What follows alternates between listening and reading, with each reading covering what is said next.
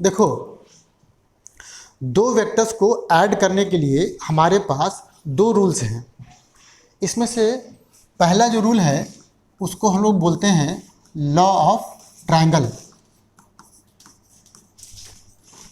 या आपके text book में लिखा होगा triangle law of vector addition, है ना। इसी को आप चाहो तो triangle law of vector addition कह सकते हो। दूसरा रूल जो होता है वो होता है parallelogram law of vector addition. और सबसे इम्पोर्टेंट पॉइंट जो हमको नोट करना है, ये दोनों लॉ एक ही हैं, है ना, ये दोनों लॉ एक ही हैं। तो जैसा मेरा प्रॉब्लम होगा उसके अनुसार मैं इन दोनों में से किसी एक को चुनूंगा, रिजल्ट सब हमेशा सेम आएगा। तो पहले हम लोग इसको थोड़ा समझने की कोशिश करते हैं, है ना। Triangle law of vector addition, देखो इसमें क्या करते हैं। सपोज करो कि हमको दो वेक्टर्स, ऐसे ये वेक्टर ए है और ये वेक्टर बी है, इसको हमको जोड़ना है मान लो। तो मेरा सबसे पहला स्टेप जो होगा वो ये होगा, सबसे पहला स्टेप कि इन दोनों में से किसी भी एक वेक्टर को मैं रीड्रॉ कर दूंगा, है ना। जैसे मान लो ये मुझे आसान दिख रहा है तो मैं इसको रीड्रॉ करना चाहता हूँ। रीड्रॉ का मतलब होता है कि इतने ही लेंथ का इसी के पैरेलल एक नया वेक्टर बना दीजिए। तो हमने यहाँ पर ए के लेंथ के बराबर और इसी के पैरेलल एक नया वेक्टर हमने बना दिया। और इस प्रोसेस को अब हम कहेंगे कि बेसिकली हमने इस वेक्टर को यहाँ ट्रांसलेट कर दिया है ना, इस वेक्टर को यहाँ ट्रांसलेट कर दिया है। तो नोट ये भी करो कि ट्रांसलेट करने का मतलब हो गया कि वेक्टर को उसके डायरेक्शन को फिक्स रखते हुए सिर्फ उसके पैरेलल हमको शिफ्ट कर देना है। और ट्रांसलेट करने से किसी भी वेक्टर में कोई चेंजेज नहीं आते, है ना। तो ये हमने यहाँ से यहाँ तक क्या कर दिया, ट्रांसलेट कर दिया। यहाँ भी थोड़ा सा पढ़ते चले जाओ। उसके बाद क्या करेंगे हम लोग, उसके बाद हम दूसरे वेक्टर के टेल को पहले वेक्टर के हेड पर रखते हुए इसको भी यहाँ पर रीड्रॉ कर देंगे, है ना। मतलब क्या हो गया कि मुझे इस टेल को यहाँ पे रखते हुए ये ऐसे बना देना है, ये हमारा वेक्टर बी हो गया, ठीक है। अब ये वाला जो पॉइंट है ये थोड़ा मेरे को हटाना पड़ेगा, ये ऐसे आप लिख चुके होंगे। अब क्या हुआ भाई, अब ये हो गया कि पहले वेक्टर का टेल और लास्ट वाले वेक्टर का हेड दोनों खाली खाली से हैं। मुझे पसंद नहीं आ रहा है तो मैंने दोनों को ऐसे ऐसे ऐसे ज्वाइन कर दिया, है ना। तो पहले वेक्टर के टेल और अंतिम वेक्टर के हेड को मिलाने वाला ये जो वेक्टर हो गया, इन दोनों के सम को रिप्रेजेंट करता है। लेकिन अब हम इसका नाम सम ना करके, है ना, रिजल्टेंट नाम दे देंगे ऐसे, और उसको आर से रिप्रेजेंट करेंगे। ये रिजल्टेंट हो गया, किसका रिजल्टेंट हो गया, वेक्टर ए का और वेक्टर बी का, ठीक है। तो दो वेक्टर को जब हम सम करते हैं तो उनका जो रिजल्ट आया उसको हम लोग resultant of vector A and B बोलते हैं। यहाँ तक क्लियर है। अब भाई इसमें ज़रा ध्यान दो कि चूंकि पहले वेक्टर के हेड पर दूसरे वेक्टर के टेल को रखते हुए तुमने ये पूरा प्रोसेस कंप्लीट किया है, तो इस मेथड को हेड टू टेल, है ना, एडिशन मेथड भी बोल सकते हैं हम लोग। तो हेड टू टेल मेथड ये हमारे पास हो गया, राइट। अभी आप समझिए कि जैसे ही हमने ये रिजल्टेंट निकाला तो भाई ये तो वेक्टर है, इसका मैग्नीट्यूड भी हमको चाहिए, इसका हमको डायरेक्शन भी चाहिए। तो ध्यान दो इसका मैग्नीट्यूड कितना आएगा, पहले ही हम लोग निकालते हैं। ये देखिए, इसका जो मैग्नीट्यूड होगा वो हो जाएगा under root a square plus b square plus 2ab cos theta. आप 11th में इसको डेराइव किए होंगे, तो बेसिकली हम ज्योमेट्री का यूज करके इसको निकाले हैं। तो अगर किसी को मज़ा आ रहा है तो वो इसको घर पे जा कर के डिराइव करके देख सकता है, हालांकि टाइम वेस्ट करने की ज़रूरत है नहीं। अब यहाँ पे देखो ए क्या है, ए तो अपने वेक्टर ए का मैग्नीट्यूड हो गया, बी उसी तरीके से बी का मैग्नीट्यूड हो गया। तो भाई थीटा क्या है, थीटा जो है, ये थीटा जो है, थीटा इज एंगल, है ना, angle between vector A and vector B. अब यहाँ पे मामला कई बार फंस जाता है, बच्चे दो वेक्टर्स के बीच के एंगल को निकालने में काफ़ी कंफ्यूज हो जाते हैं। तो यहाँ पे थोड़ा बढ़िया से समझना है आपको। जैसे मान लीजिए कि हमको अब चूँकि यहाँ पे ए और बी के बीच का एंगल देखना है, तो मैं क्या करूँगा, ये दोनों वेक्टर को ऐसे रीड्रॉ करूँगा कि दोनों का टेल एक दूसरे के साथ मिल जाए। मतलब कि इस ए को ऐसे धक्का मारते मारते आप यहाँ तक ले आओ, यहाँ तक ले आओ, ये देखो ए यहाँ तक ले आओ ऐसे, है ना। तो क्या देख रहे हो, ये वेक्टर तुम्हारा अब यहाँ ए हो जाएगा, ये वेक्टर बी था, और इनके बीच में जो छुटका एंगल हो गया, छोटा वाला एंगल, क्योंकि बड़ा एंगल तो यहाँ से यहाँ भी बन सकता था, ये एंगल जो हो गया, यही तुम्हारे वेक्टर्स ए और बी के बीच का एंगल है।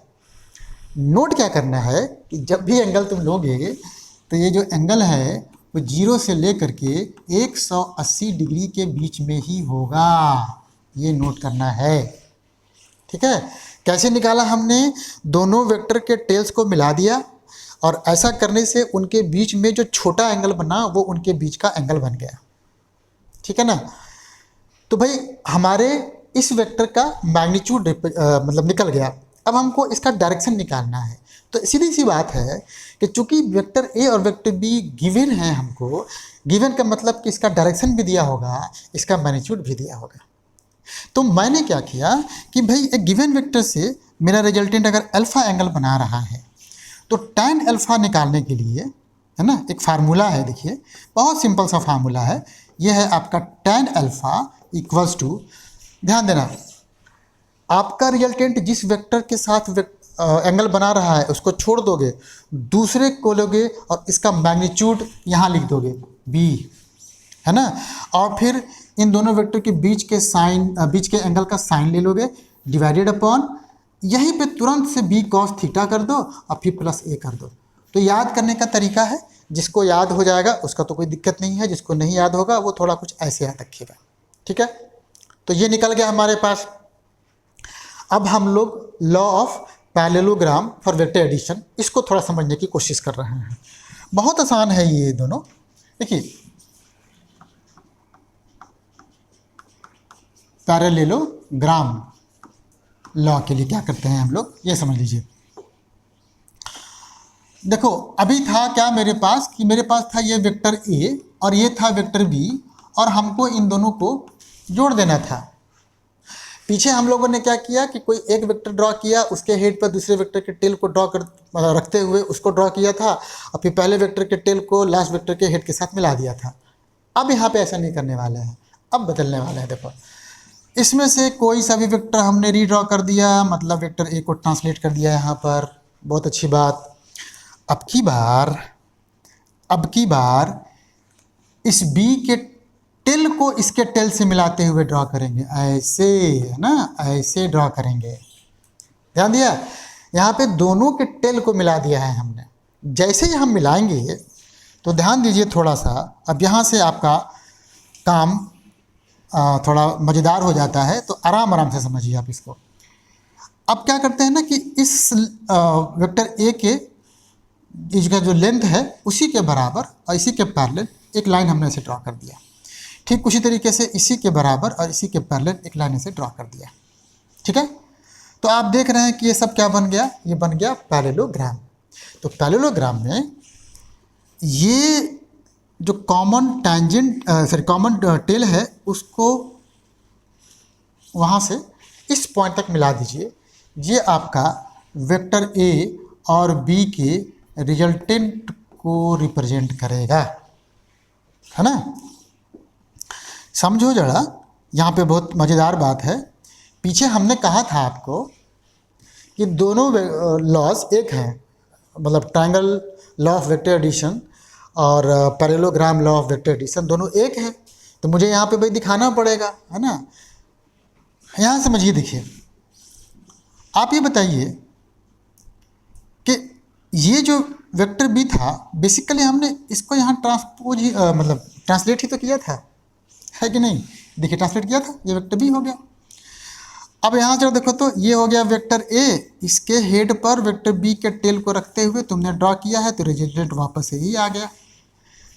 तो हमारा दोनों लॉज सेम थे, अलग अलग कुछ भी नहीं था।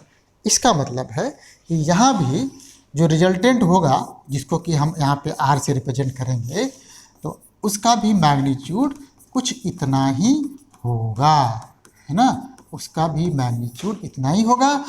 और अगर रिजल्टेंट वेक्टर ए से अल्फ़ा एंगल बनाता है तो ये तो हम लोग अभी लिख चुके हैं, tan alpha equals to B sine theta divided upon A plus B cos theta होता है। इसको याद रखने का मैंने तरीका क्या बताया था, हम एक बार फिर से रिपीट कर दे रहे हैं। आपका रिजल्टेंट जिस वेक्टर से एंगल बनाता है उसको छोड़ दीजिए, दूसरे वेक्टर का मैग्नीट्यूड यहाँ पे लिखिए और तुरंत बिना देर किए हुए sine of angle between the two vectors ऐसे लिख दो, theta divided upon B sine theta है, तुरंत यहाँ लिखो बी कॉस थीटा प्लस ये कर दो, जो बचा हुआ वेक्टर था आराम से निकल गया हमारा। तो ये दो लॉज थे, है ना? ये हमारे बिल्कुल बेसिक्स हैं।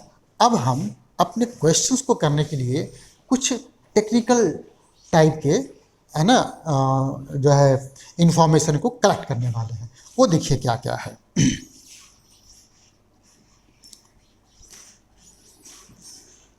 देखो भाई, दो वेक्टर को हमने ऐड करना तो सीख लिया, दो वेक्टर को, है ना, दो वेक्टर को उसमें से एक में से दूसरे को सब्ट्रैक्ट करना भी हमको आना चाहिए। देखिए कैसे करते हैं हम लोग, सब्ट्रैक्शन ऑफ क्या, वेक्टर बी, किससे, फ्रॉम वेक्टर ए। ऐसे मान लो तुम्हारा ये वेक्टर ए है और ये मान लो वेक्टर बी है, और तुमको घटा देना है किसको, बी को, किस में से, ए में से। तो ऐसे तो लिखोगे vector A minus vector B, ऐसे लिखोगे। अब यहाँ पे थोड़ा सा हम गणित का फ़ायदा उठाएं और इसको ऐसे लिख दें, कोनो दिक्कत तो है नहीं। और इसका मतलब ये हो गया कि भाई ए माइनस बी का जो काम है वो हम ऐसे कर सकते हैं कि बी के डायरेक्शन को चेंज कर दें और जो नया वेक्टर बनेगा उसको हम अपने पुराने वाले वेक्टर ए से जोड़ दें, है ना? देखिए कैसे, अभी आप समझिए थोड़ा सा ना। जैसे ये मेरे पास वेक्टर ए था, बना दिया था मैंने वेक्टर ए। यहाँ पे तो आपको पहले वेक्टर ए ही बनाना पड़ेगा, आपके पास सब चॉइस नहीं है।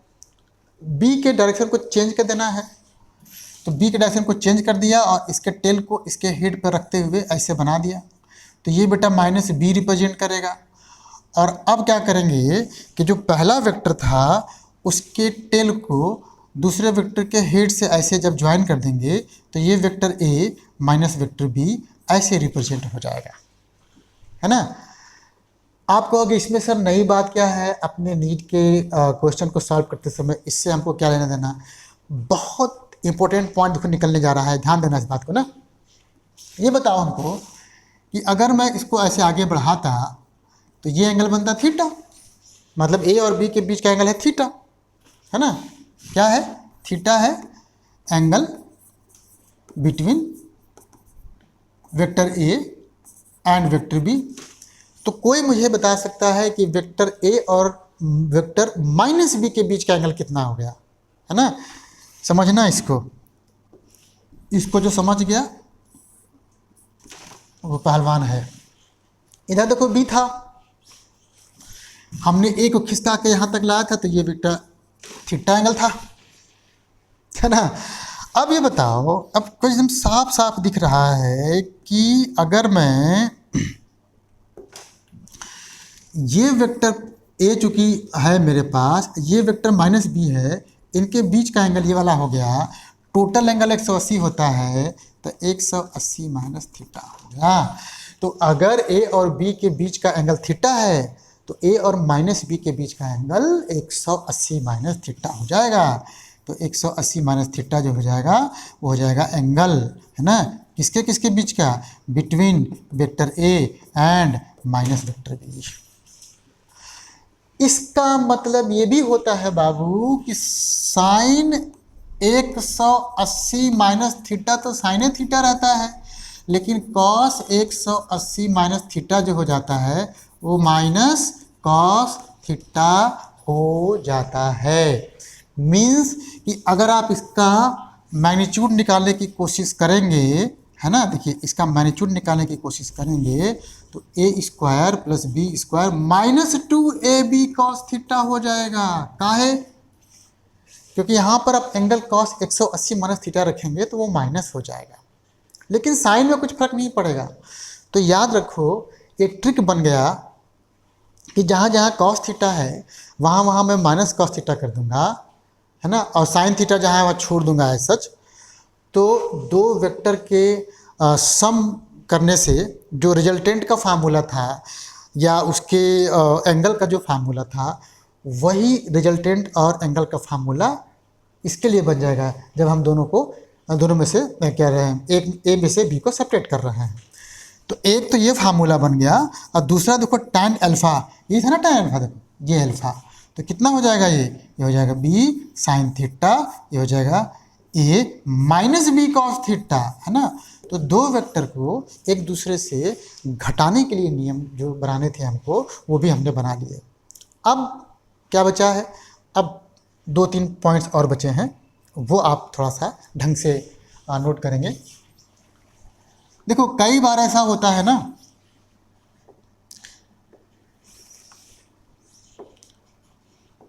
कई बार ऐसा होता है कि जब हम न्यूमेरिकल सॉल्व कर रहे होते हैं तो इक्वल मैग्नीट्यूड के दो वेक्टर्स को हमको ऐड करना होता है या इक्वल मैग्नीट्यूड के दो वेक्टर्स को हमको एक दूसरे से सब्ट्रैक्ट करना होता है। तो बार बार हमको ये सारे बेसिक फार्मूले अप्लाई करने पड़ेंगे तो हमारा समय जाएगा। तो उसके लिए हमने क्या किया है, एक सिंपल सा रूल बना दिया है। देखिए रूल क्या है, मान लीजिए कि हमारे पास ये वेक्टर ए है और ये वेक्टर ऐसे बी है, दोनों वेक्टर का मैग्नीट्यूड सेम है, इसका और इसका मैग्नीट्यूड सेम है। मान लो ये p के बराबर है, ऐसे ही मान लो, देखो है ना, और दोनों के बीच का जो एंगल है वो थीटा के बराबर है। तो आप ये पाएंगे कि जो रिजल्टेंट होगा इनका r वो हो जाएगा 2p cos थीटा बाई 2, है ना, रिजल्टेंट हो जाएगा r equals to 2p cos theta by 2। लेकिन रिजल्टेंट का डायरेक्शन क्या होगा ये भी हमको देखना है। तो भाई ये हमेशा नोट करो कि इनके बीच का जो एंगल है ना उसको बाइसेक्ट करके जाने वाला जो डायरेक्शन है इसी के अलॉन्ग आपके रिजल्टेंट का ऐसे डायरेक्शन होगा। बाइसेक्ट करने का मतलब होता है इक्वली डिवाइड करना, मतलब आधा आधा करना। तो ये वाला एंगल हो गया थीटा बाई 2, ये वाला एंगल हो गया थीटा बाई 2। तो आप यहाँ पे चाहो तो लिख लो कि वेक्टर r मेक्स एंगल, है ना, विथ वेक्टर a और वेक्टर b, और ये एंगल है थीटा बाई 2 के बराबर।